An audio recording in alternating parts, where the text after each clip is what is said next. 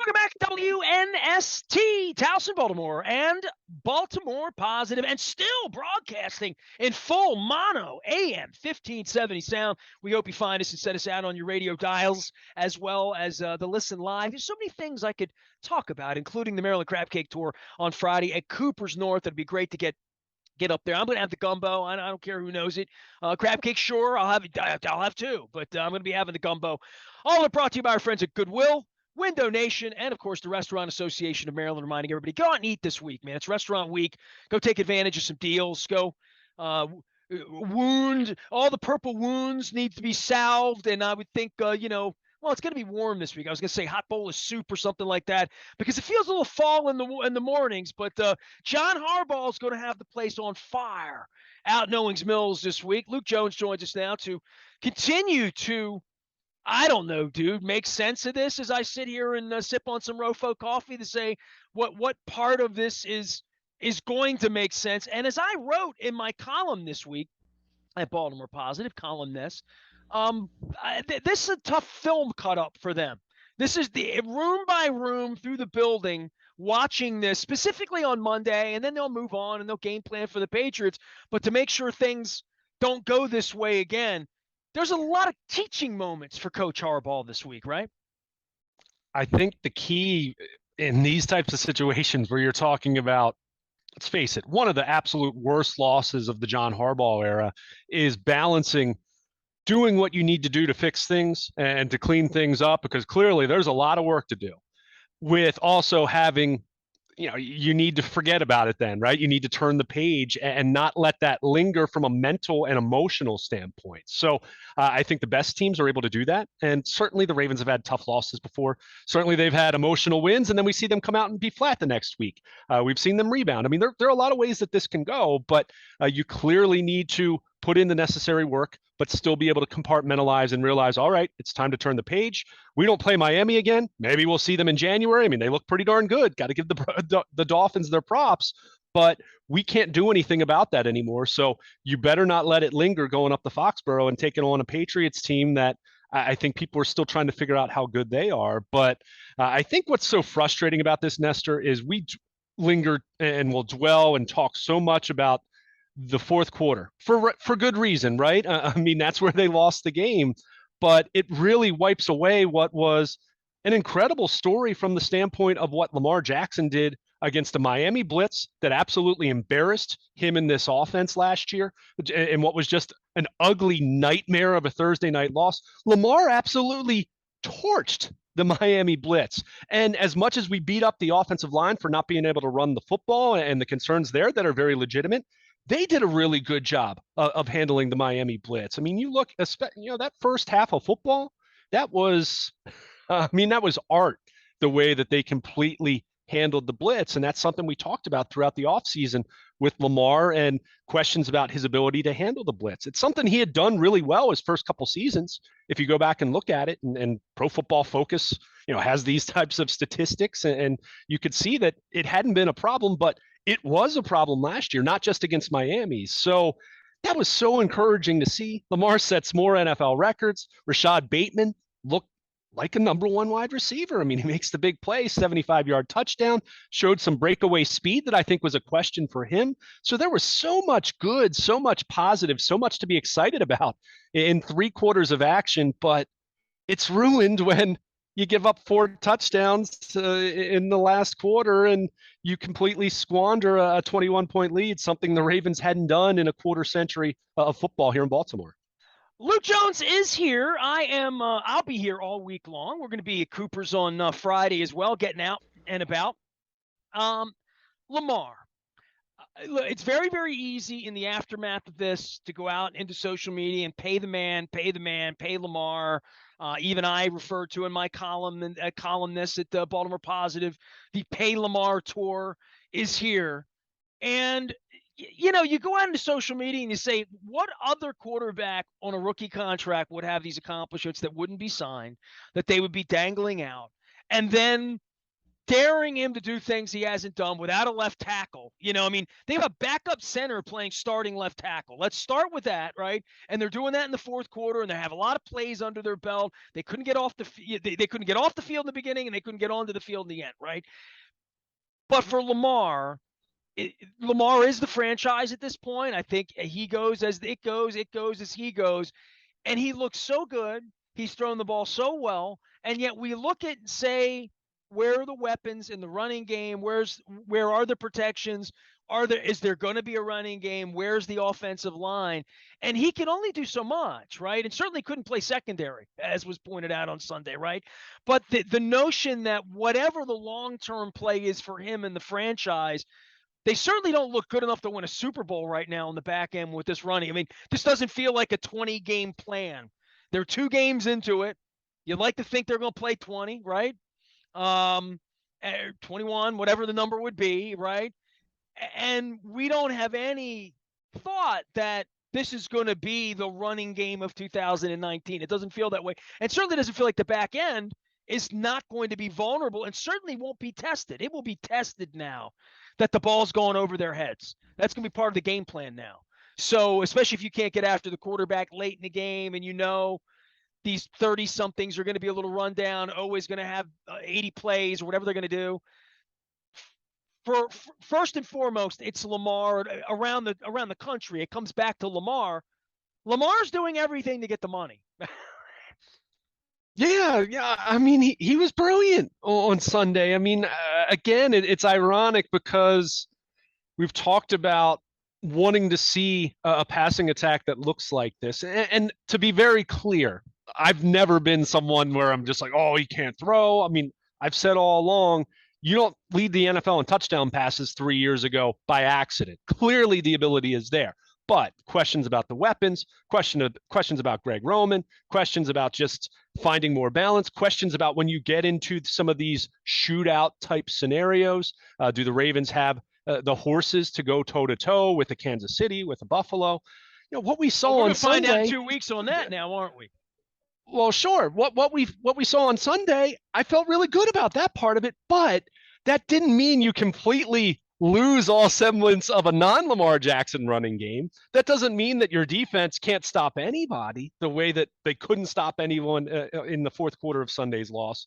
So that's where some irony sets in, that you see some elements where you say, all right, my goodness. I mean, throws for over 300 yards, another long touchdown pass, 75-yard touchdown pass to Bateman, and 3 touchdowns. He had a perfect passer rating for a large portion of Sunday's game. And he rushed for 119 yards and set a new NFL record for 100-yard rushing games by a quarterback. I mean, he set so many records and had so many accolades in Sunday's game where you're excited about seeing that, and you're saying, wow, this looks like MVP version of Lamar 2.0, right? And you can't run the ball, and you can't play complementary football, and you can't protect the lead. And it is a reminder that even Superman needs some help, and the Ravens winning formula still needs to be there. Doesn't mean they need to set a record with their rushing game. Superman needed Lois Lane. I know that from the Spin Doctor song, right? Or you talk about the Justice League, or get it into the weeds of DC Comics. Yeah, I mean, but that's a man with Teenage Mutant Ninja Turtles over his shoulder. Right. But in all truth, in all seriousness, you just look at what the Ravens' winning formula has been. We've talked about Lamar being Superman, but running game, defense, being able to finish in the fourth quarter. I mean, this was a game ripe for one of those 7-8 minute drives where, you mix in some throws. Don't get me wrong. I'm not saying you have to completely sit on the lead, and there's no reason to do that when you have a quarterback that's dicing up a Miami defense that kept trying to blitz them like last year, and Lamar kept making them pay. I mean, go back and look at the first half. According to Next Gen Stats, Miami blitzed him on 10 of 13 dropbacks, including all 3 touchdown passes. 8 of 10, 162 yards, 3 touchdowns. I mean, every single metric told you that Lamar took that Miami blitz that gave him all those problems and just completely dunked on them, with that.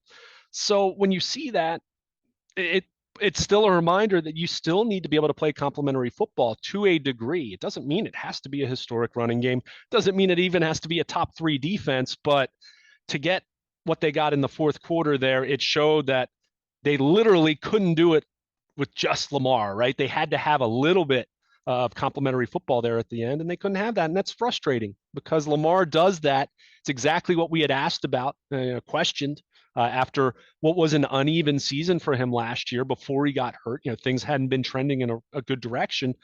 He comes back and we see how he's looked throwing the football really the first 2 weeks. Took him a little while to get going up in New York, but after that first quarter, threw 3 touchdowns. Can't argue with that. So it's just frustrating because you have this guy who is so special, who does things that no one else can do. Runs for a 79-yard touchdown, and you're saying, all right, that's all she wrote. That's over. The party's on in Baltimore. The route is on in Baltimore for the final quarter. And boy, it was the exact opposite of that. As I said on Twitter, what was a party transformed into a trip to the dentist. It just was not a lot of fun. And it's a shame because Lamar played so brilliantly over those first 3 quarters and put the Ravens in position to win handily, and they couldn't do it. I see the support for him from the Richard Shermans and people out that have been outspoken about the Players Association and his role in this and him having to get the most amount of money, and good for him, and he's earned it. And the notion that you're still going to, 5 years into this, stack 11 guys up in front and create one crease that's going to allow him to go 75 yards, right? Or that you really believe he can't throw the football over your head or underneath your nose or make all the throws or make throws on the run, or the fact that he's very hard to bring down.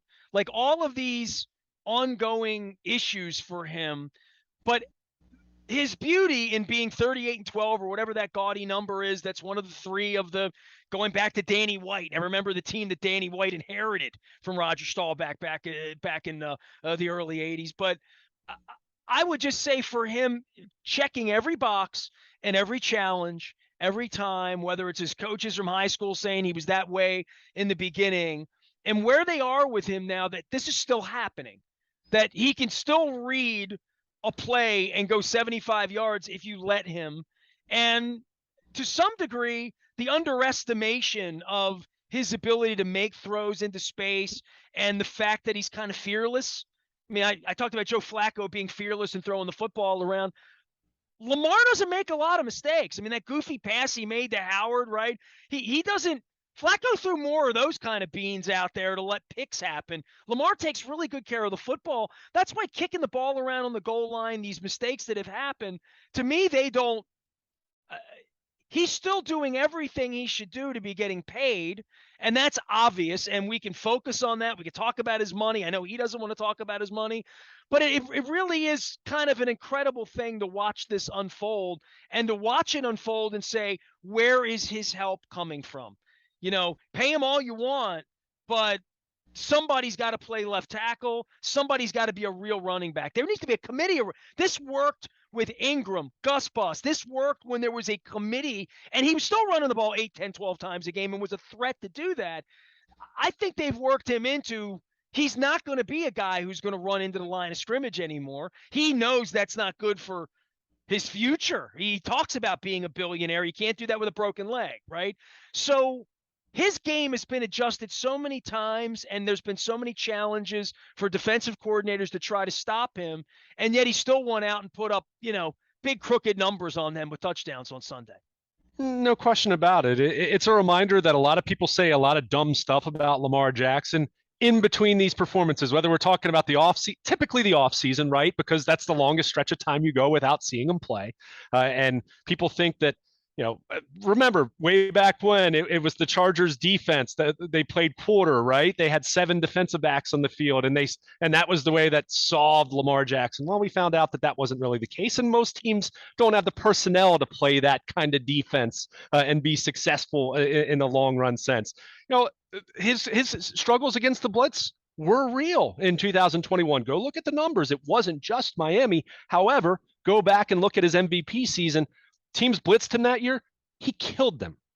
He killed the blitz. So this And you and I've talked about this. And look, if you want to sit here and say you don't know if Lamar Jackson's going to be an elite top 5 or top 10 quarterback when he hits his 30s and inevitably his speed is diminished, knock yourself out, I guess. But in the meantime, while you're continuing to dwell on that, not you, I just in a general sense, when people are continuing to dwell on that, boy, you're missing a hell of a show here because this guy is special and he's a pleasure to watch and he's exciting. He's the most electric player that this team has had in its history. With apologies to Ed Reed, who did similar things on the defensive side of the ball, but he wasn't handed the ball pre-snap, right? I mean, it was a little different element there.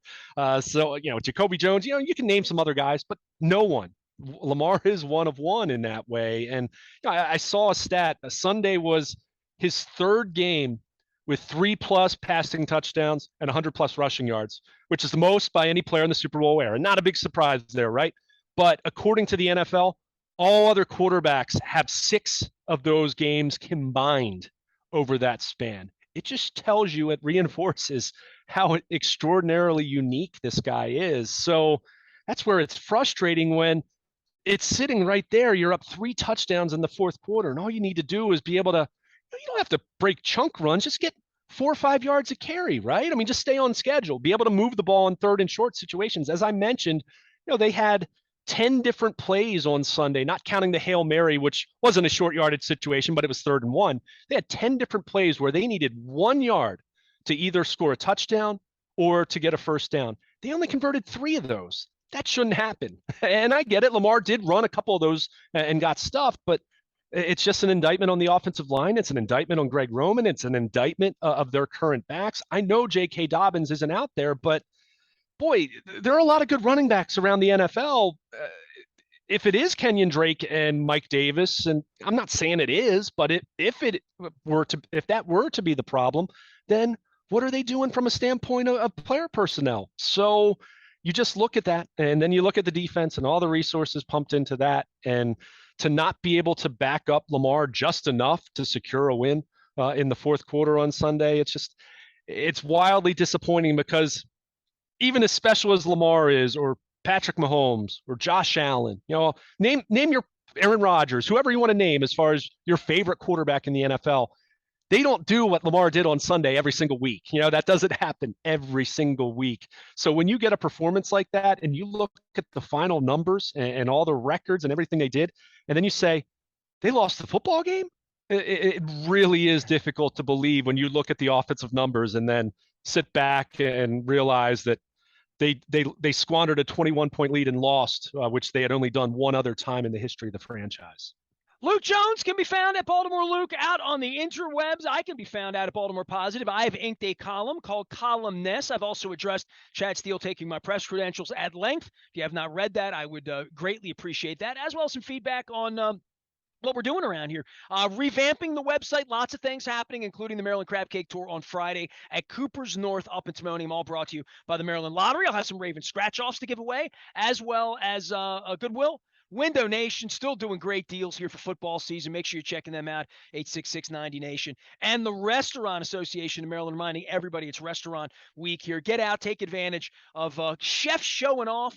Get out and support local businesses. If there's that restaurant you've been wanting to try, this is the week to get out and try it, all right? Luke's around. I'm around. We're going to continue to unpack the mess of a very, very messy week and a trip to Foxborough, and the Bills are coming down the line, and it's football season. I'm Nestor. He's Luke. Stay with us. We are WNST, AM 1570, Towson, Baltimore, and we never stop talking. Baltimore, positive.